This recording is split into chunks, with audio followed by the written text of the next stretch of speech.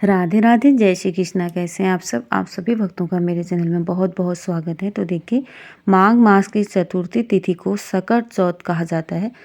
तो इस तिथि को तिल चतुर्थी, संकष्टी चतुर्थी, माघी चतुर्थी भी कहा जाता है। इस दिन भगवान गणेश, चंद्रदेव और माता सकट की उपासना करने का विधान है। जो कोई भी इस दिन श्री गणपति की उपासना करता है, उसके जीवन के संकट टल जाते हैं। साथ ही संतान प्राप्ति होती है और संतान संबंधी कोई भी समस्या हो वो दूर हो जाती है। तो 2025 में सकट चौथ का व्रत 17 जनवरी को मनाया जाएगा, रखा जाएगा। तो देखिए, ऐसी मान्यता है कि जो माताएं सकट चौथ के दिन निर्जला व्रत रखती हैं, पूरी श्रद्धा के साथ गणेश जी की पूजा उपासना करती हैं, उनकी संतान हमेशा निरोगी रहती है। तो देखिए, आप ये पूजा शाम को भी कर सकते हैं, नहीं तो आप सुबह भी कर सकते हैं। आप चौकी लगा लें, नहीं तो मंदिर में भी कर सकते हैं। अगर मूर्ति है तो उनको स्नान कराएं पंचामृत गंगा जल से, तिली से, और अगर फोटो है तो उनको विराजमान करें और गंगा जल के छींटे लगा के आप उनकी पूजा करें। तो देखिए, यहाँ पे मैंने पीला वस्त्र बिछा लिया है और आप गणेश जी की फोटो प्रतिमा विराजमान करें। एक दिया जला लें। आप हो सके तो तिली का दिया जलाएं। अगर और चीज़ का भी जलाते हैं जैसे घी तेल का, आप उसमें तिली डाल दें दिए में। और एक लोटा तैयार करें। चाहो तो आप यहाँ पे दीप कलश, श्री कलश की स्थापना कर सकते हैं, नहीं तो आप एक लोटे में शुद्ध जल भरें, उसमें गंगा जल डालें और उसमें आप सफ़ेद फूल डाल सकते हैं, नहीं तो जो भी आपके पास है वो डाल लें। थोड़ी तिली डाल लें और सफ़ेद चंदन भी डाल सकते हैं। तो देखिए, यहाँ पे हमने जल तैयार कर लिया है और हम सभी को टीका कर लेंगे गणेश जी को। और जो हमने दीपक प्रज्वलित किया है उसमें भी, और जो हमने कलश ये लोटे में भी हमको यहाँ पे टीका लगाना है। यहाँ पे आप अच्छा रोली चंदन चढ़ाएं, तिली जरूर से समर्पित करें यहाँ पे। और यहाँ पे गणेश जी को आप दुर्बा समर्पित करें। हो सके तो 21 दुर्बा का पुंज बना लें, आप उसे समर्पित करें। कोई भी मनोकामना है वो शीघ्र पूरी होती है। और अपने बच्चों के द्वारा भी दुर्बा गणेश जी को ज़रूर से समर्पित कराएं। और देखिए, यहाँ पे वस्त्र भी कलावा पहना देंगे। आप इत्र लगा के पहना सकते हैं, जनेऊ पहना दें गणेश जी को। और अगर आप यहाँ पे तिल गुड़ के लड्डू का भोग लगा रहे हैं ना, उसको लगा सकते हैं, नहीं तो आप तिली का भी भोग लगा सकते हैं। गुड़ और तिली का भी यहाँ पे भोग लगाया जाता है। तो वैसे तो तिलकुट चौथ कहा जाता है ना, जैसे कि तिल को भून लें, उसको आप दरदरा कूट लें और उसमें थोड़ा घी और मीठा डाल के गणेश जी को वो भोग लगाया जाता है। तो देख लें, आप जैसे भी आप पूजा करते हैं वो करें। तो देखिए, सकट चौथ के दिन भगवान गणेश जी के साथ साथ चंद्र भगवान जी की पूजा करने का विशेष महत्व है।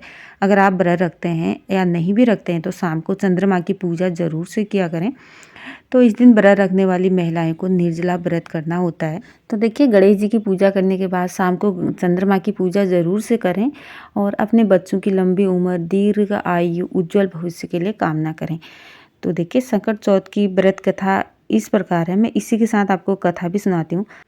एक बार माँ पार्वती स्नान करने जा रही थी, तब उन्होंने अपने पुत्र गणेश जी को स्नान घर के बाहर खड़ा करके यह आदेश दिया कि जब तक मैं स्नान घर से वापस ना आ जाऊं, तुम किसी को भी अंदर आने की इजाज़त मत देना।